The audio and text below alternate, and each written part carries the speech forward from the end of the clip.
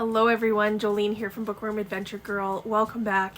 And if you are new, thanks for checking out my channel. Please hit subscribe and stick around. Today I am doing another book pairing. This is a series that I've been doing for, I'm going to say over a year now, and I've had a lot of fun with it. I try to come up with a couple of books that I have, read and that have things in common or that would be good books to read together or back to back. So today's pairing has to do with winter. We've had a lot of snow this past week and it's currently minus 35 degrees Celsius, so it's very cold. It seems fitting to share these two books that have winter and the cold in common. They also have Russia and Alaska in common, and they also have fairy tales in common. So if you are looking for a seasonal read, something wintry, then these might work for you. The first book that I want to talk about is Winter Garden by Kristin. This is a historical fiction novel that takes place in Washington State, Alaska, and Russia. And I read this book in 2021, and the story started off very slow for me, but it is worth sticking with it, and in the end, I ended up giving it 5 stars. So this is a story about a family. The two daughters, Meredith and Nina, are very different from one another. One has traveled the world, the other has stayed closer to home, and what they both have in common is that they adore their father, who has been the nurturing, loving parent. Their father is now on his deathbed, and that has brought the family together.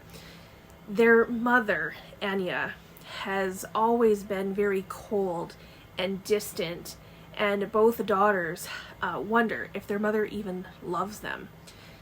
She also spends time in her winter garden during very cold temperatures, which seems odd to her daughters. And the only time their mother really made any kind of connection with them is when she used to tell the girls, when they were younger, she used to tell them a Russian fairy tale about a peasant girl and a prince. So their father is now dying, and he makes the mother promise to tell the fairy tale one more time, and she must tell it to the end. And the daughters don't really understand why this is so important, and as the reader you don't understand why it's important, but the book is told in 2 timelines, the present and the past, which takes place during World War II, I guess, or World War I, the end of World War I before World War II, in a cold, snowy, war-torn Leningrad. So when Anyas tells her fairy tale for the last time, Meredith and Nina begin to understand that there is more to this fairy tale that they've always known, and they've never really understood it all, and it helps them understand their mother and why she has been so cold to them all of these years. So this book is definitely has those winter vibes, with the coldness of the mother, the coldness of Russia during the war, and Anyas' winter garden. And the fairy tale is based in Russia, and these are the main links to the other book that I want to share with you. I've recently read this book, The Snow Child by Eowyn Ivey. And I just thought that this was a delightful, magical, and whimsical story. This story is also set in Alaska, this time in the 1920s, and the story is based on the Russian fairy tale called Snegurochka. I don't know if I'm saying that correctly, which means snow maiden or daughter of the snow, and it's a winter tale. So this is also a book about family. Jack and Mabel have moved to Alaska, and they are grieving the loss of a child through miscarriage, and the fact that they really want a child and they probably will never be able to have their own child. So in a time of playfulness out in the snow, they build a snow child, and then the next day the snow child is gone, and there is a young girl in the woods, And over time, they come to believe that the snow child has come to life. And when they meet the snow child, she is otherworldly and magical in a way that they can't really explain. Her name is Faina, and over time, Jack and Mabel think of her as their daughter.